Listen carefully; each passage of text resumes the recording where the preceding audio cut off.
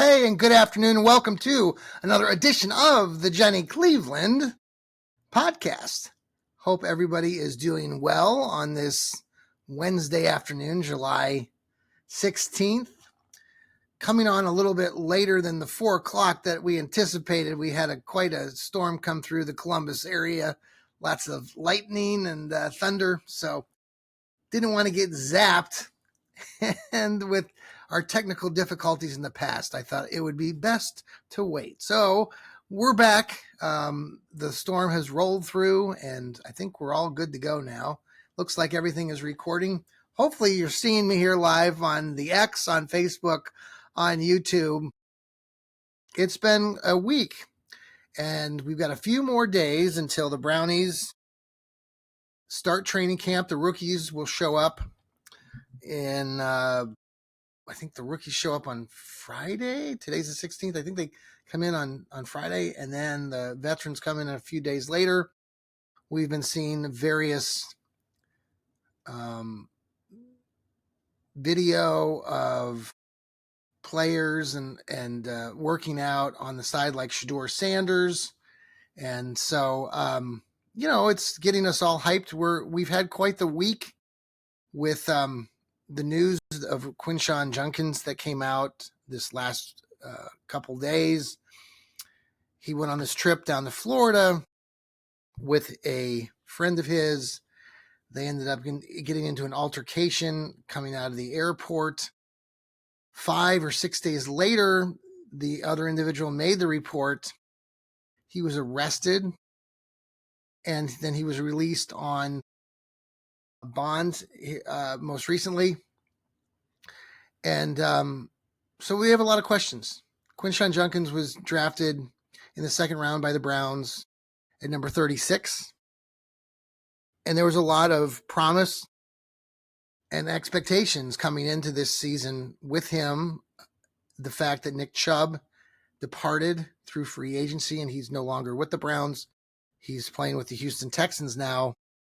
It's amplified all of what we're going through right now. And as fans, a lot of us are upset with the organization. Some of you had taken upon yourselves to continue to bash this organization, somehow trying to suggest that we all knew that this was going to happen. There were all these red flags, there were not red flags with Quinshon Judkins. I've talked about this on Stirring the Pot with Lou Marconi, my own Coffee Jolt show. There were no red flags. Some of you who are creating some of this, you're finding stories from when he left Ole Miss, and some folks down there that were upset that he was going to Ohio State wrote stories that wanted to create this narrative that he was some sort of bad apple, which was very far from the truth. Now, unfortunately, what's happened has happened. Not sure what's going to happen next. There are various reports. There are things that are being talked about as far as suspensions. The NFL is looking into the matter. I'm sure the Browns are as well. So we'll wait and see. It doesn't look like Quinshon Judkins will be starting off the season. If we take the example of Michael Hall and what happened to him from Ohio State and a year ago, his situation with the domestic issue, it would seem to suggest that Quinshon Judkins will probably not play very much, especially at the beginning of the season. So that leaves the Browns with their other drafted running back, Dylan Sampson, out of Tennessee, who had a very productive junior campaign. And then Jerome Ford, who we are all familiar with. Some of you like him. Some of you hate him. Some of you don't think he's very good. Some of you think that he's okay. When you look at statistics and thinking about what the Browns are going to do with the run game, it looks like, based on Quinshon Judkins not coming back, it would seem to suggest that the Browns are probably going to pull in some sort of other running back. Now, you start taking a look at running backs that are, like, for example, free agents that haven't been picked up by anybody so far this season. That list is not very strong. Jamal Williams is one player, veteran player who used to play for the New Orleans Saints. He's available. Gus Edwards, who once played for the Los Angeles Chargers, is available. Jeff Wilson, who is down there in Miami, he's available.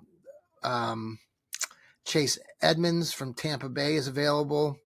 D'Ernest Johnson is available, who we all are familiar with, who used to play for Jacksonville. He's out there. He's available. There's also John Kelly, who I think the Browns have always brought back. So I would say that probably John Kelly will be out there. Deontay Foreman, who we had here last year, he's still out there available. Do the Browns consider bringing him back? So those are some of the unrestricted free agents that the Browns could consider bringing back as far as a running back group to go with the two that we're going to talk about here right now. That would include Dylan Sampson, the rookie coming in. He played sparingly his first couple seasons at Tennessee, and then last year he exploded onto the scene. He had almost 1,500 yards, had a very good game against Alabama. He scored 22 touchdowns. He is your fast running back who's not your bulldozer. He can explode and get you a burst of yardage and scamper to touchdowns to the end zone. So he may, I can't see him getting that starting role over Jerome Ford at this point. Jerome Ford has 3 seasons on him, and it would suggest that, he would be the guy that they would go with at the beginning of the year. Now, when you look at Jerome Ford, obviously some of you like him, some of you hate him. The 3 seasons that he had here in Cleveland were semi-productive. Obviously, he played alongside of Nick Chubb. Last season, he had 104 carries, 565 yards. Previous to that, he had in his other year, the year that Chubb went out with a serious knee injury after the loss to Pittsburgh, he had 204 carries for 813 yards. Overall in his career, he has 1,390 yards. He has 7 touchdowns. He can be productive, but if you look at his game by game stats, over the seasons, he just doesn't do much. And I know some of you say, well, gosh, he has such an explosive step and he can score those long touchdowns, and he's had a few of them. But like going back to 2023, he had 1 or 2 games over 100 yards. The game against Baltimore that they won in 2023, where they came back and won that game in November, 33-31. That was one of the best games for the Browns that season. He had 17 carries for 107 yards. Previous to that, in the loss to Pittsburgh in that game, their Chubb went down. He came in and had a couple big runs. It added up 16 carries for 106 yards. But if you remember, these are games where he usually goes over 100 yards is because he's had those big runs. Outside of that, he gets, 2 yards here, 3 yards here. He goes horizontally instead of up and down, north and south. And that's been the biggest gripe about him and how he runs. He doesn't see the gaps. He doesn't see the holes quick enough, and frustrates everybody that's watching him. And I'm sure he's frustrated because maybe he just can't see it like some other running backs can. And I think that's a real deficiency for him. It's something that has to be worked on. The Browns have to establish a run game this season. I've written about it earlier this week before the Quinshon Judkins story went down, that the Browns had a really piss poor running game last year. I mean, that's not news to you if you're a Browns fan. I think they were ranked number 29 in the league. They have been more or less up in that top 15 over the years, especially with Nick Chubb, Kareem Hunt. They were in the top 4, top 5 a few of those seasons. What you do see are the teams that are consistent with their running game, like the Baltimore Ratbirds and the Philadelphia Eagles. Those teams are consistently up there in that top 5, and they consistently have winning football. You have to figure out how to establish the run game. And it's going to be a tricky thing now with this Quinshon Judkins bit biting the Brownies in the butt. And the Browns are going to have to figure this out. Kevin Stefanski is going to have to figure this out. By the way, I want to give a shout out to Kevin Smith of Fans First Sports. He works with the group affiliate out there in Pittsburgh. I've mentioned Kevin before. I've been on Kevin's show before, and he had an interview yesterday with Kevin Stefanski. Yes, the Browns coach. Kevin Smith, who did the interview, has become friends with Kevin Stefanski. In New Jersey is where Kevin Smith lives. He was a high school football coach there, and the Stefanski is familiar with, that goes there in that part of the world during the summers. They met. He's helped out with his high school team. Stefanski has, or been there with the high school team, and so they've had a couple interviews. So check that interview out. It's out there on Kevin Smith's X page. He's part of Fans First Sports. It's a really good interview.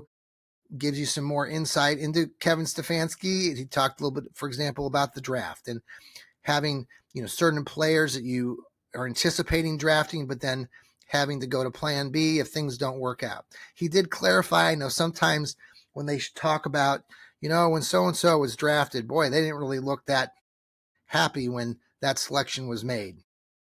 Well, oftentimes there's a delay in the production of the TV and whatnot. And so I knew that. Those of you who are smart enough to follow football know that too. But, some people like to go with it and say, oh, Andrew Berry and Kevin Stefanski aren't happy about this pick because they look stone cold on the TV cameras. These, you idiots out there who try to throw that negative narrative again, you just need to go away. Start rooting for another team. I've already talked about that endlessly this week on my other podcast, but it is rather annoying. Did I say that earlier in the week too? I think I did. Hey, let's pause here for a quick commercial break. This is the Johnny Cleveland podcast. Hey, and thanks for coming back to the Johnny Cleveland podcast, part of the Fanatical Elves Network, part of Fans First Sports Network. We appreciate you coming along on the ride. We're Browns fans just like you. We are getting pumped, excited for this upcoming training camp that is literally a few days away. And maybe we'll stop talking about the Guardians. The Guardians who've been up and down. They've struggled. Had the All-Star game last night out there or down there in Atlanta, Georgia. There have been some rumors swirling about Clase and maybe Stephen Kwan being on the trading block, maybe with the Dodgers. Stephen Kwan came through last night. His American League team was down 6-5 in the bottom of the ninth, and he had a nice little tapper to the third baseman and outran the throw to first base, and the American League was able to tie the game up. They took it into this extra period where the teams got to have players hit home runs, and the National League won because their one guy hit more home runs than the American League guy. So congratulations to the National League, who I think this is like only their second win in the last 12 or 15 seasons. So good for them. The Guardians have struggled. They had lost 10 straight, but then they came back strong. They swept the Houston Astros and then took 3 out of 4 from the Chicago White Sox, and they stand 46-49 going into the second half of the season. Or I think 4 games back of a playoff spot. So anything's possible. I know that's been a lot of conversation about this team, and I've already talked about it in my other shows this week, but the Guardians have been pretty successful over the last, decade or two. They don't always win overwhelmingly, but they've had more consistent winning records. And I know some of you don't like the ownership of the team and how it's being run, and you think that they're cheap, but they're still somehow winning. So take that however you wish. I hope that the Indians or the Guardians can get it back. By the way, it would be nice to go back to just being called the Indians, so that I don't have to keep going back saying, oh, the Indians or the Guardians. I know there's a push for that. The Redskins might become the Redskins again after being the Washington Commanders. We will wait and see what happens. Okay, so lastly, I just wanted to touch base on this briefly before I depart, and I've talked about this topic before, and Caitlin Clark, the WNBA, I know there are a lot of you WNBA fans out there, and I'm old school, but I want to talk about this old school thing, this reference I'm making, and then the writing these days, and the way folks are writing articles and publishing, and it's just bad journalism, and I had another example of this, and it included Caitlin Clark. Caitlin Clark's been playing through some injuries. Caitlin Clark is supposed to be the star of the WNBA, and I know maybe I'm picking on this situation, but, and this is where I go back to my old school ways, and other might talk about old school ways, but they aren't really reflecting it with their bad journalism. So Caitlin Clark was in this game last night. She re-injured her injury, which was like a groin injury. And in the process, there was some point late in the game or third quarter where she had some sort of argument with one of the refs. Older ref, old-time ref, guy ref. And she's caught on camera telling the ref, "You're embarrassing." This is what she says: "You're embarrassing. I'm gonna go call the office on you. I'm calling the WNBA on you because you're a terrible ref." And I guess it doesn't surprise me. I already talked about Caitlin Clark, and I know there are many of you out there that love her to death, and she can do no wrong. But maybe this is where things are really going off the wheels here with sports and media and everything like that. Caitlin Clark earlier in the day was coming into the game, and the first thing that I noticed, a lot of these WNBA players, they come in and they get them on camera and they're wearing their dazzling outfits, and Caitlin Clark's coming in with one of her outfits, and she's on the phone. Everybody's always on their phone. I know I get on my phone too often. So that set the tone for me. It's like, you're coming in, you're on your phone, people are watching you. I just think it sets a bad example. When you're talking to kids these days and working with youngsters and who are in sports or doing whatever, it's important that they can find people in their lives that are positive influences. And I know some people will say, "Oh, well, Caitlin Clark is that. She's a superstar. She's 23 years old. She's the face of the WNBA, blah, blah, blah." Yeah, she is. She's been kind of forced that. And, people are filling the stadiums and the arenas for that. Great. I will point out that the WNBA still loses money every year. The NBA is the one that is keeping the WA alive because of the lack of money that actually the WNBA brings in. They are bringing in more with Caitlin Clark, but they have a ways to go. The other part of this is then you get into the game. And I know these players, and I've been around athletes all my entire life in a coaching spot. And I know athletes can be very driven and demanding, and they want to be perfectionists. It's part of what drives them to be the greats that they are. And I'm not taking away Caitlin Clark's abilities here. But in her game, in the moment, she takes it upon herself to then bash another individual, a referee. And I know there's been a lot of conversation about how Caitlin Clark's being unnecessarily beaten up or bashed, and players are doing things to her that they wouldn't do to other players. Caitlin Clark's not the biggest kid in the world, and so some people have taken offense to that. And in this moment, though, Caitlin Clark took it upon herself to shout out something and pretty much try to embarrass this other referee.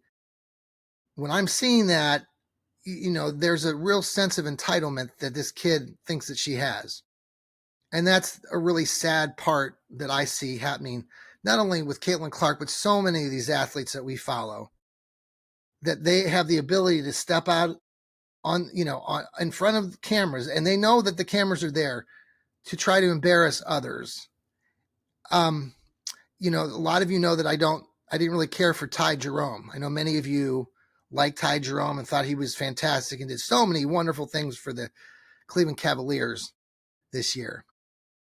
But I still am bothered by the fact that he wanted to point out in his conversation one time after a game, he called out the two female referees that were refereeing one of the NBA games during the season. And it still never sat well with me. As a fan, as somebody who's watched and coached sports over the years, these players are doing these things that are just callous and not necessary, in my opinion. There's no place for it, and it's making the sport more difficult to watch and cheer on these players who are feeling that they are entitled. You take that next step, and then you get into this sort of bad journalism. I guess Caitlin Clark has a brother named Colin, and there's a writer out there who writes for Outkick. His name is Zach Dean. Outkick is one of these more conservative publications where they say a lot of things that are very that can be looked at as very rude and obnoxious toward another way of thinking, more of a liberal way, or that kind of scenario. So the writer that I'm referring to wrote an article about what happened with this Caitlin Clark and calling out the referee. And he mentioned the brother. The brother supposedly put something out on social media saying that the refs really basically caused Caitlin Clark's injury. And supposedly that uh, tweet was taken out off Twitter or the X by the brother later on. But then you read about it through this other guy's perspective, and this is a young guy named Zach Dean, and I don't know anything about Zach Dean other than what I've written or seen and read about him. But when you do look at what he's written, just about his writing, they're very he wrote an article about being added to the Outkick publications like 3 years ago. I went back and found this article that he wrote, and he talks about himself being old school and being able to write articles where he can just share his opinion and not have any opinion, or really, like, he's just going to write it how he wants and people can make up their own mind. But I went back and I looked at all of the examples of the titles of his articles, and it's just not very good journalism. I call it bad journalism. And I hope that you, as a listener or somebody who's watching this on the X or Facebook right now or YouTube, knows the difference. And it's just, I think it just adds to what this whole narrative and what we're seeing between the athletes and even writers. There's a lot of junk out there. And I think just for myself and for some of the writers that I know specifically here on the Fanatical Elves Network and Fans First, these writers that I know personally, they take a lot of time and effort to do a lot of background, do a lot of research, and do the due diligence that you don't see that everywhere. And hopefully you can mix and match. It's even more irritating, especially when people who are out there right now, who are behind your keyboards, and it's easy for you to say, well, you know, you're doing a piss poor job at this, or you're not doing this, which is the polar opposite. Like I said, many of us who do the writing, we do spend the time and the effort, and it's easy for those of you behind the keyboards just to kind of say whatever you want to kind of make your point, even though your point's not proving anything. In this case with Zach Dean, he has a lot of titles, and keep in mind, he talks about just sharing his articles and not really having a huge interest or opinion, but letting other people make up their minds. But when you write articles, and these are some of the titles of his articles, it certainly is an opinion. There was let's see here. His article that he talked about Caitlin Clark and the brother, was Caitlin Clark's brother rips WNBA officials after Clark lashes out, threatens sleazy ref. The article he wrote, and I give this guy credit, he writes a lot of articles. He wrote about the home run derby, saying ESPN's awful home run derby broadcast was potentially the worst TV viewing experience in sports history. So he definitely is giving his opinion. There are other articles further down his page. You can check him out. Feel free to do a Google search yourself. Here's another title from 4 days ago. College football coach resigns after scumbag lib writer cried about his nasty Trump message. And then there was another one. Let's see here. There was another. So let's see. And then he has another title called Smoking Hot. Charlie Hall offers medical update after collapsing during tee shot. So supposedly this is a golfer, like his beginning, calling her smoking hot. The point being, and I know I'm pointing out this guy's writing, and Zach, if you watch this or listen to this, love to chat with you about your writing style. You're welcome to it. Obviously, you're very successful. You're kicking my butt while you're writing for Outkick, which is a very popular publication these days. but it's just poor, piss poor, bad journalism. And I hope those of you who watch this podcast here on the Johnny Cleveland Show or any of our podcasts here on the Fanatical Elves Network can tell the difference between what's good and what's bad as far as being professional. And I think that's what it comes down to. And there's just so much that you see right now with athletes. Caitlin Clark, who's at the height of her 15 minutes of fame. Now, I know it's probably more than 15 minutes of fame, but her calling out a ref when she knows the cameras are all there and acting like she's and threatened him and saying, I'm going to be calling the office. She's 23 years old. Caitlin Clark, you're 23 years old. It's just not the way that things should be done, in my honest and valuable opinion, right? Well, take it for what it's worth, but I hope that you can weed through what's good and what's bad. And those of you who read a lot of stuff here on our network or other folks who do podcasts for Cleveland can find the good stuff out of the bad stuff. There's a lot of bad stuff out there, and I hope most of you have figured that out, or you just don't pay attention to it and you just completely ignore it, which sometimes we have to do. I hope everybody has a very good rest of your Wednesday. The sun is actually peeking out here again in Columbus. And I think we're going to get some more storms later tonight. But in the meantime, take care. Have a very good evening and go Browns and keep smiling. Take care, buds and gals.